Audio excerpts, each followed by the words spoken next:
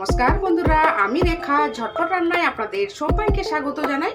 আজকের রেসিপি সুজি দিয়ে বানানো সরু চাকলি পিঠে।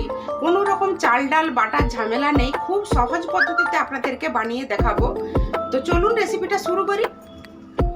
এখানে দেখুন মিক্সিং একটা জার নিয়েছি, এর মধ্যে দিয়ে দেব এইরকম বাটির একটা 1 বাটি মেপে সুজি।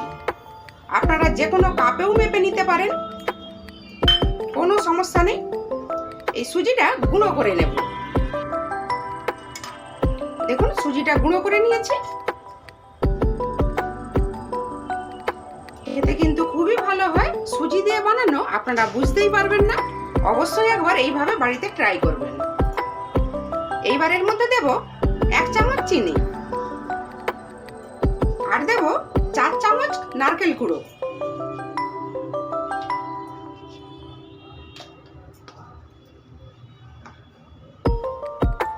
নারকেল কোড়াটা দিতে আরো খেতে ভালো লাগবে, থাকলে অবশ্যই দেবেন। এইবার এর মধ্যে দেব 2 চামচ ময়দা,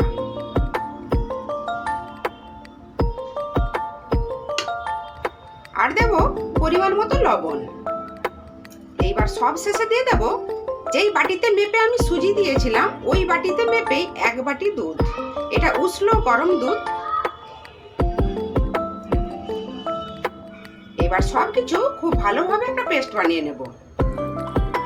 দেখুন পেস্ট আমাদের রেডি হয়ে গেছে।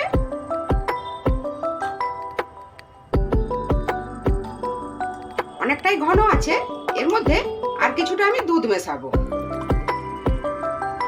একটা মিক্সিং বোলের মধ্যে ঢেলে নিলাম। দেখুন পরিমাণ মতো দুধটা দিয়ে দিলাম। এবার একটা পাতলা ব্যাটার বানিয়ে নেব। আপনারা এর পরিবর্তে উষ্ণ গরম জলও ব্যবহার করতে পারেন। দেখুন সবকিছু খুব ভালোভাবে মিক্স করে নিয়েছি। এবার এটা ঢেকে 15 থেকে 20 মিনিট রেস্টে রেখে দেব। দেখুন 15 মিনিট আমাদের হয়ে গেছে।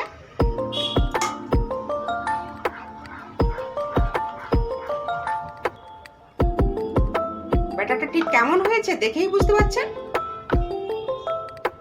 ওভেনটা অন করে একটা ননস্টিক ফ্রাই প্যান বসিয়ে দিয়েছি। ফ্রাই প্যানটা আমাদের গরম হয়ে গেছে। এর মধ্যে দিয়ে দিলাম 2 ফোঁটা রিফাইন তেল। একটা টিস্যু পেপার দিয়ে এইভাবে চারপাশে লাগিয়ে মুছে নেব। এবার এর মধ্যে ব্যাটারটা দিয়ে দেব। এইভাবে হাতের সাহায্যে ঘুরিয়ে একটা গোল শেপ দিয়ে দেব।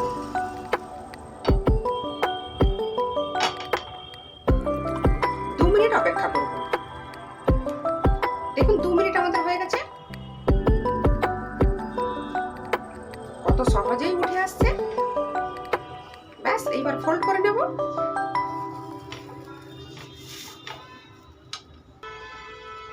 দেখুন একটা আমাদের রেডি। সেম প্রসেসে বাকিগুলো বানিয়ে নেব।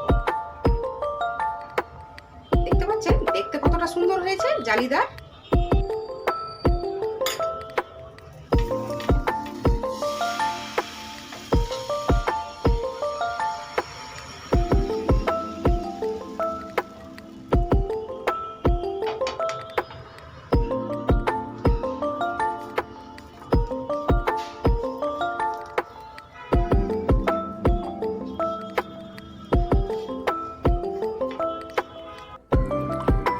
দেখুন সবগুলো আমাদের রেডি হয়ে গেল।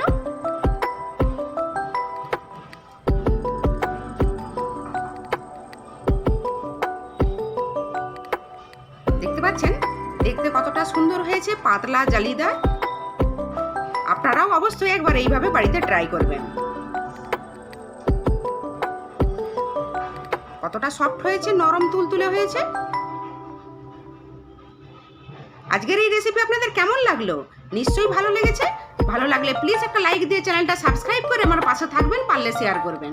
আজ তাহলে এই পর্যন্ত থাক, আবার হাজির হয়ে যাব নতুন কোনো রেসিপি নিয়ে।